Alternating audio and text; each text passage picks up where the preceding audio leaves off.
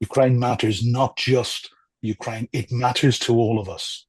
You know, Jonathan, let me tell this story because it's a little bit of my anger is near the surface at the moment. Back in 2016, I, one of the first big projects I did was to get, I think it was 13 or 14 of Europe's top ambassadors recalled to Kyiv for a week. And then we got a few senior diplomats from the ministry to join us. And I brought a colleague of mine who's one of the top media trainers in the UK over, who had done a lot of work with the Foreign Office.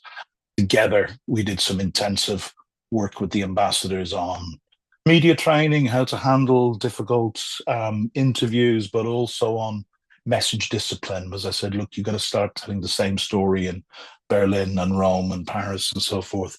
And I was taken aside, a senior British diplomat, not my ambassador Judith Gough, I will put on record, who never gave me anything, who never suggested anything like this. And Judith was my boss, and Judith was my North Star, and I came out of Ukraine with nothing but the most massive respect for Judith. But a senior British diplomat took me aside and he said, "You know what, Cormac?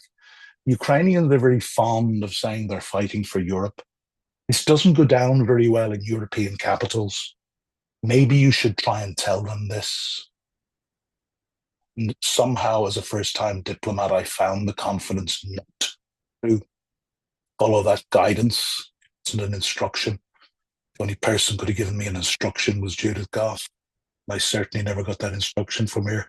2 years later, just before I left Ukraine, I was at a meeting of Friends of Ukraine in Vilnius, in Lithuania, and this was a pretty high-level group. Had been set up after the Maidan to work with Ukraine to combat Russian disinformation.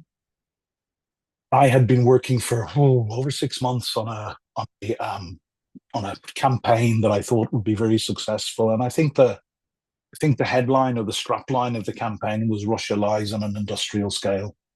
Because as you and I know, Jonathan, rebutting and fact checking doesn't work when you're dealing with disinformation.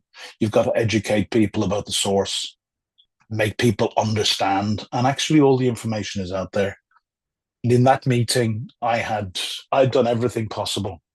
I was leading on this campaign, and I'd made my pitch, and I'd even specifically asked for Foreign Minister of Lithuania, Linus Linkevičius was the man at the time, great big man who was a great friend of both Klimkin, my minister, and Ukraine. And I specifically requested that Linus attend, and he did, and he made a great intervention and presentation in support of what we were proposing. And it was kiboshed, from my memory, by the Germans and the French, who said with some venom that we could not use such language, "Russia lies on an industrial scale."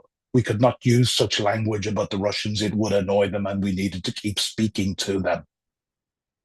And I was about to, in my anger, I was about to say something, and my very good friend, a senior Ukrainian diplomat sitting beside me at the table, squeezed my leg under the table and leaned in and whispered in my ear, "Leave it, man.